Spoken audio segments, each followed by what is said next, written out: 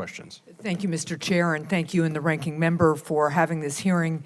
To our witnesses, thank you for being here today. Thank you for your work, and please thank the women and men who serve with you for their extraordinary work, all directed at keeping us safe, secure, and free. I want to start with a question to Secretary Mayorkas and Director Wray. We're dealing with a constantly evolving fentanyl epidemic in this country. Transnational criminal organizations in China and Mexico change tactics frequently, but they continue to be responsible for the vast quantities of fentanyl that is smuggled into the United States, an issue that I and other senators raised with senior Chinese leaders last month, including President Xi, on our recent bipartisan CODEL. Some Chinese exporters even advertise their ability to evade customs and inspections and seizures as they advertise the availability of precursors. When it comes to U.S. law enforcement, what specific steps are DHS and the FBI taking to disrupt and dismantle the transnational criminal organizations that are supplying chemical precursors and manufacturing and smuggling fentanyl and other drugs into the U.S.? And we'll start with you, Mr. Secretary. Senator, we have a multi-pronged approach to the scourge of fentanyl and attacking the transnational criminal organizations that peddle and smuggle in it. We have transnational criminal investigative units resident in other countries to dismantle and disrupt the cartels, along with our law enforcement partners in those countries. We have operations here that our personnel undertake to stop the flow of precursor chemicals, to interdict the equipment that is used in the manufacture of fentanyl, and to interdict the finished product. Operation Blue Lotus is one example, Operation Artemis, and so many others. We have surged our personnel and resources to, in fact, interdict more fentanyl than ever before. Thank you, Director Wray. So we're participating in a number of ways. I think the first that I would mention is our Safe Streets task forces are focused on the gangs that are here distributing fentanyl and other dangerous drugs.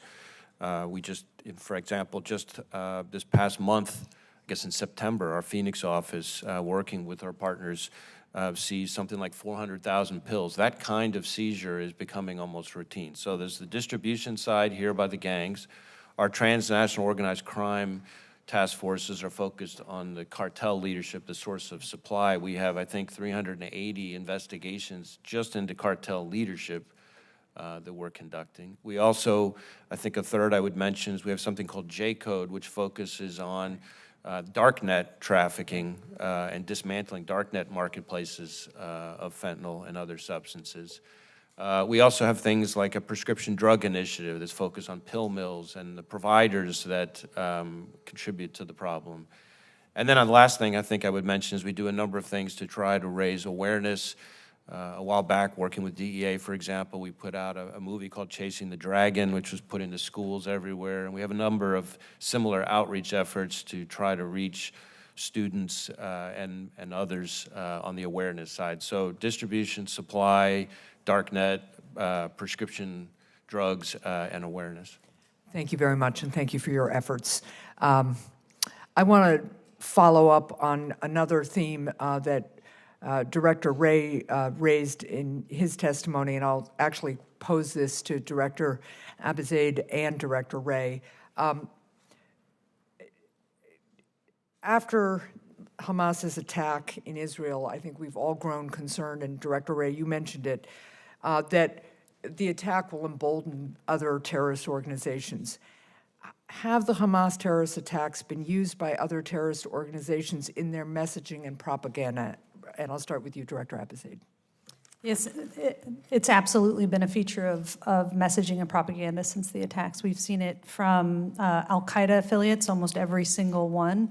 We've also seen it from ISIS, which ideologically isn't aligned with a group like Hamas, but is still leveraging this current conflict to try and sow the kind of violence, bring adherents to its cause in sort of an exploitative way. Director Wray, how does the FBI assess the impact of this propaganda on the threat of homeland violent extremists or other lone wolf actors? So we have for some time expressed concern, including in our hearings with this committee each fall, that lone actors, homegrown violent extremists, inspired by foreign terrorist organizations, are in many ways the biggest threat we face here in the homeland. And those lone actors will draw inspiration from all sorts of things. And so to have this many foreign terrorist organizations, this explicitly calling for attacks, significantly, as I said in my opening statement, significantly takes the threat level, the threat environment, the risk to a whole nother level here. Thank you. A question for Director Wray and Secretary Mayorkas, really following up again on that theme. Hamas's depraved terrorist attack against Israel and the resulting war has really shaken Jewish, Muslim, and other communities all across the world.